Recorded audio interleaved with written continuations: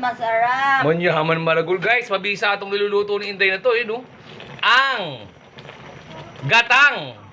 Tilapia Iyo, guys. ni Inday.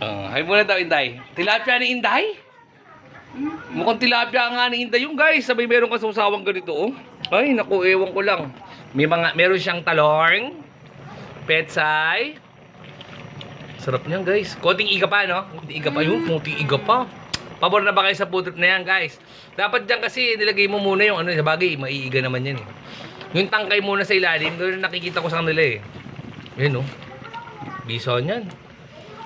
Pwede mo nang tikmi yan. Tikmi mo nga. Tikmi mo nga.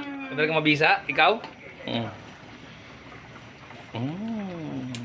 Delicious. Ang tilapia ni Inday. Ate mama. Nga. Sarap. Talagang konting iga pa yan, guys. Yung pagbisaan yan, no? Dapat yan talaga, guys. Pinapalamanan sa loob yan, eh. Yung luya, kamatis, tsaka yung ano. Pero hindi na ganyan ang ginawa ni Inday. Sarap nyo, guys. Pabor na ba kayo sa putot na yan, guys? Sarap lang yan, no? May susawa kang ganito. Ay, ewan ko lang.